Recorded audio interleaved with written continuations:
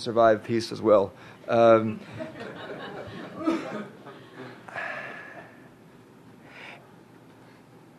There was a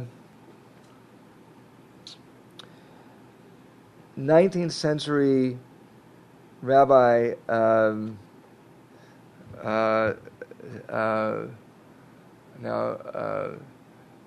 I'm going to blank on his name, Samuel Hertz, was founder of modern Orthodoxy, really. I can't believe I'm just having a...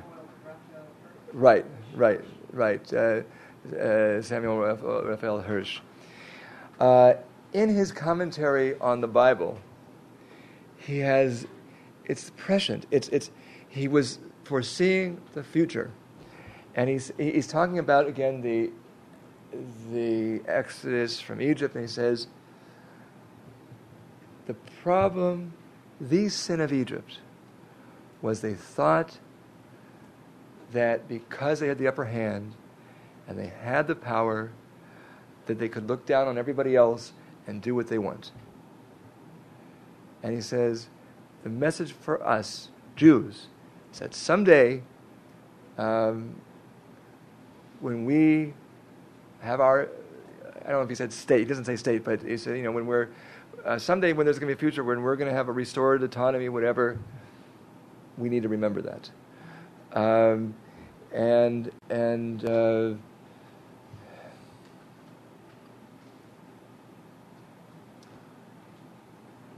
It's not only an issue of physical survival, it's cultural and spiritual survival.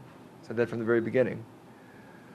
If we survive by giving up on our values, have we really survived?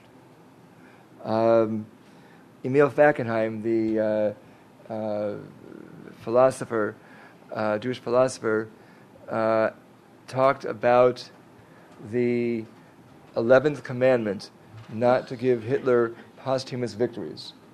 And I think, and I understand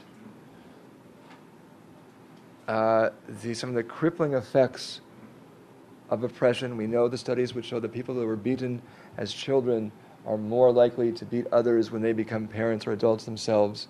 I have great love and sympathy for my fellow Israelis. I believe in the basic goodness, ultimately, of my fellow Israelis.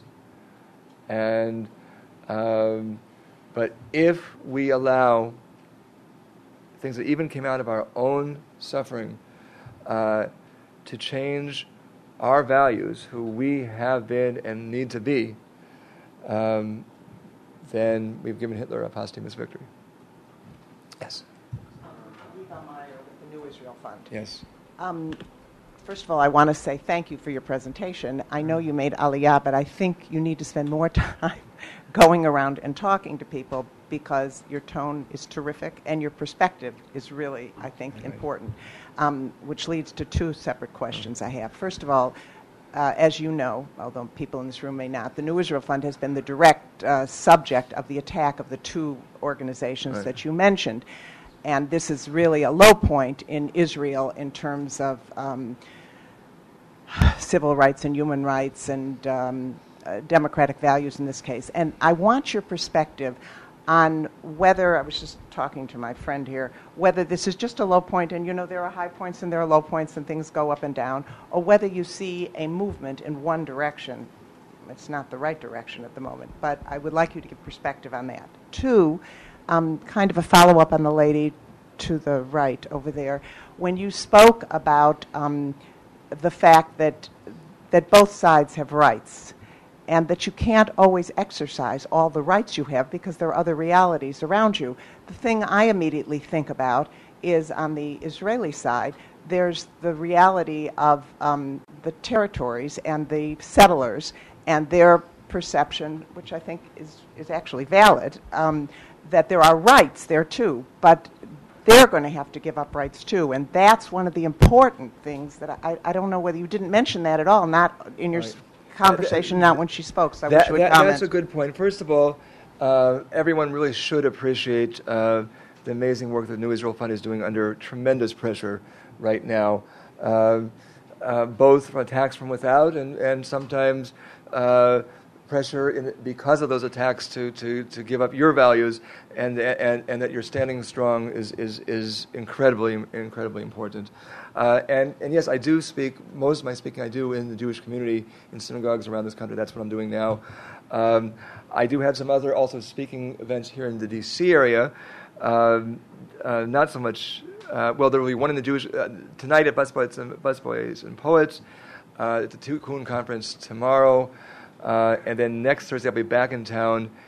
And I don't remember. I think it's connected with Am Kolel and Rabbi David Schneier. And I don't. If you know where and what time, I just know it's next Thursday evening or something like this. Not next Thursday. Next Tuesday evening. Next Tuesday evening. No, Tuesday the 21st. Tuesday the 21st. 2 weeks. Yes. Yes, it is 22nd, yes. I just go where they tell me. I mean, but yes, we actually wrote letters to the government around the withdrawal, the disengagement from Gaza, saying that two things: A, that not connected to whether or not we agree with the settlers that their rights to democratically protest and disagree have to be maintained, and B, that they have to be provided for, and one of the many things which is further imagining further withdrawals more difficult. Are A, that many Israelis feel, well, we left Gaza and we got rockets. I think that opinion is not fully understanding the ongoing stranglehold in Gaza, or the fact that Hamas was willing to even extend the 2008 ceasefire agreement, which actually mostly ended the rockets, but that Israel wasn't then willing to do what it had agreed to do in June of 2008, which was to ease the blockade. But the other thing is that when people look at where many of those people who were removed from their homes in Gush Katif are today, many of them still without homes and many kinds of problems, people say, we can't go forward. And that is a good point. Also, back to the questions over here, is that even if most people in this room would say that, yes, those settlers are there illegally, they have to go, in human terms, we're talking about people that have spent the last 30 of their years of their lives or 40 years of their lives building a community, young people who have not known any other home and are now being uprooted from those homes. And even if we would mostly agree here that according to international law, they never should have been there in the first place, the human cost is absolutely real, and it's good that you reminded us of that. Okay? We've reached the end of our hour and a half. I wish we had more time. Arik, you have inspired us, and we're very grateful for your comments. I hope you'll come back soon. Thank you all for coming. Thanks.